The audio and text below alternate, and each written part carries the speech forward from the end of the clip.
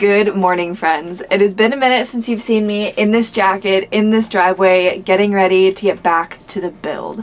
I promise you I have been working on it this whole time in between our adventure videos, but I figured it was about time I gave you all an update. And what better way to do that than take you through a day in the life while showing you what I've done so far and a couple of projects I have left.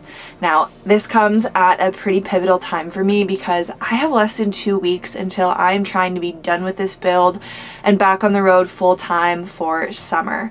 Additionally, I'm trying to move all my things out of storage into the camper or donating and selling them, and so my to-do list is full. But it's also such an exciting time. Look how far we've come. Look where we're going. The summer is about to be amazing, and the camper is almost ready to take us there. But before we get into it, you guys know what time it is. I'm gonna make myself some coffee and breakfast, and then we'll head outside.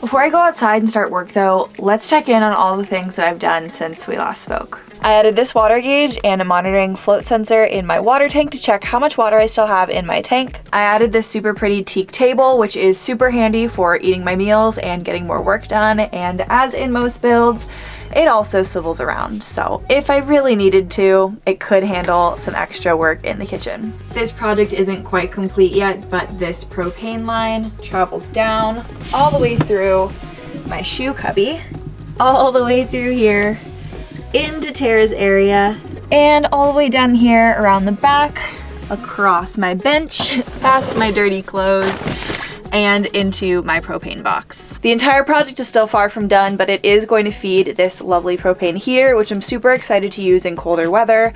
This winter was doable because this is a 4-season camper, but it would be nice to be actually warm in our home when we want to be. Some of you may remember the fiasco we had out in Bridgeport, California, when I tried to use my shower at a hot spring and it flooded the floor of the camper. Well, that was unexpected. Okay, well that was by far the worst thing that's happened so far for me in a build, in any of my builds.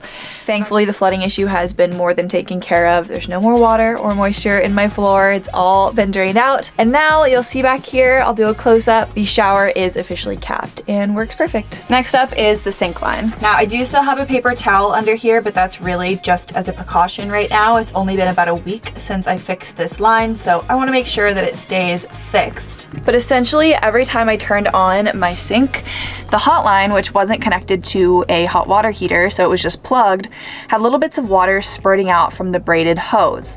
Unfortunately, it was not fixable by myself alone. I could not fix my plug. That wasn't what was wrong with it, it didn't seem.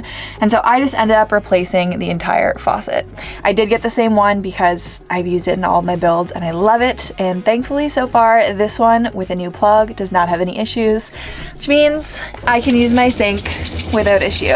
Next up is power. This is something that I've obviously had. I've had lights, I've had a water pump, I've had the use of my basic utilities in here, but what I wasn't able to use are all of my plugs. I have one up here, and then I have another one here in the kitchen. I do actually have one more spot if I wanted to add an additional outlet, but for now, I think for this small of a space, in addition to having my Bluetti, 2 plugs is more than enough. At some point, I will do an entire overview of this electrical cabinet. This wire, by the way, I'm sure a lot of you are gonna freak out about that. The DC to DC and its breaker are not connected, so that's just hanging out in there, but don't worry, it's not live. What I added though, this inverter has been up here, which meant that I could use these plugs directly on the inverter as well as this USB when I turned it on, but that is a new addition. And that up there is my new AC distribution block, and I'll show you what I mean. In order to use my distribution, all I have to do is turn on my inverter, which turns on the distribution block. Once that's flicked on, this little green light up here turns on as well, which means all of my outlets are live. And last but not least, I added a toilet. Now, I know what you're thinking, a toilet in this small of a space? really? But the size, ease of use, and honestly clean aesthetic of this toilet made it an obvious choice. In my mind, the Trulino stands head and shoulders above other competitors, which I've used most of, whether it's composting, cassette, or dry flush. This is by far my favorite toilet that I've used so far, which I never thought I would say. But it's truly been a game changer, whether I'm parked next to a bunch of people and can't go pee outside, or I'm in an area where it's not allowed because of leave no trace practices.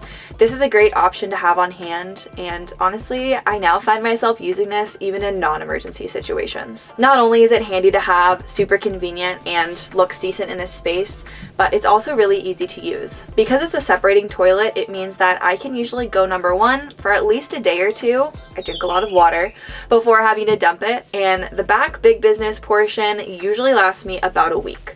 All you have to do is use it, make sure to clean it out with a 1-to-1 vinegar solution or just straight vinegar for those harder smells, and seal it up and you're good to go. So if you've been in the market for your own toilet, or you're just curious to learn more about the Trulino, I can't recommend it enough. They even have toilets that come with a wooden top, which honestly maybe I'll upgrade to in the future because it would really match this aesthetic. I would highly recommend that you go and check out Trulino using the link in my description down below. And thanks to Trulino for sponsoring today's video. Alright, now before we get back to the build, let's just talk really quickly about what's left. There are obviously some pretty big holes, quite literally, in the camper that need to be filled, and I'm trying to prioritize the things that really have to be done versus the nice to have. So the things that I am prioritizing are my cabinet faces and having some drawers, because that's really going to enable me to store all the things that I have or that I want to put in here, like toiletries and kitchen utensils. I'll also be raising the camper about 1.125 inches to try to get it a little bit higher off of the truck cab, because I notoriously like to go on rougher roads, which means that the camper has in certain instances kind of slapped the top of the truck. Talking more about the camper, I'm also upgrading all my bumpers and the Nerf bars that I use to step into the truck and to mount the camper. You guys might have seen in the past that I actually have just been using tie downs to secure my camper, which is not ideal whatsoever. So I'll be upgrading those as well as my bumpers with some spring-loaded turnbuckles, so that way we can be mounted to more secure parts of the truck as opposed to in the bed, and hopefully that's going to make our ride much more comfortable and keep things a little bit more stable in the camper.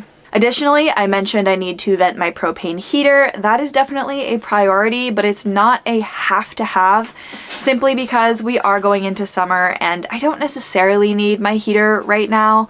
But it would be much easier to just get that done and out of the way, so that way I don't have to get back into build mode before winter rolls around this coming year. And last but not least, if I do have the time, I'm hoping to remove the back seats from the truck. This is a decision I've gone back and forth on a lot, but ultimately I think that it'll allow me to have a lot more storage for some of my gear that won't fit in the camper, and it's also going to allow me to create a safer space for Tara with a softer bed, some harness mounting points, and more of an enclosed space, so that way she's not jumping up front while I'm driving and roaming free around the cab. Obviously that's a lot. I have about 12 days, and so I'm in full-on build mode. We are hustling out here, and I'm crossing my fingers that I'm able to get it all done and hopefully sleep a little bit in there as well. So that said, let's get back to the build.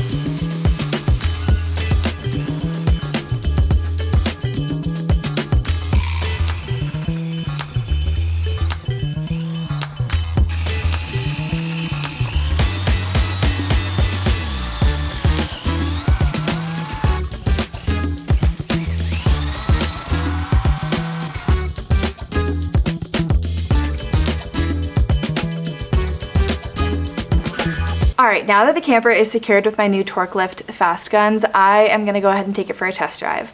The camper is not done yet. These mounts are gonna have to come off to go to the powder painter or powder coater, but I think it'll be nice just to see how it rides compared to with my janky tie downs.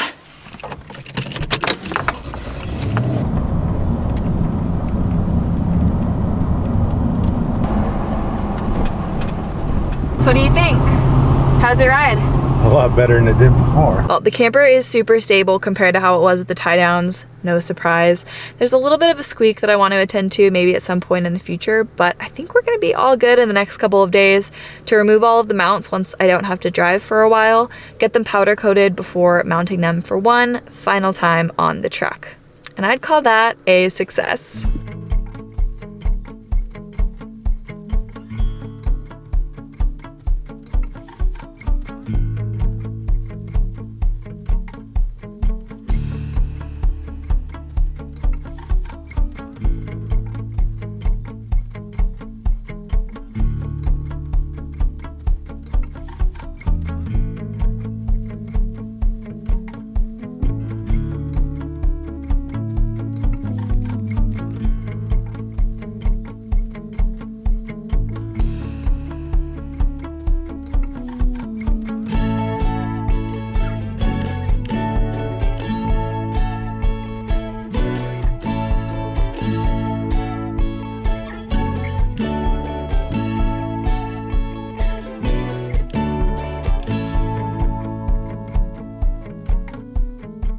Well, it's not 100% done. I do still need the little cover here for where I open and close my door. And I'm also gonna need some magnets so the two can stick together.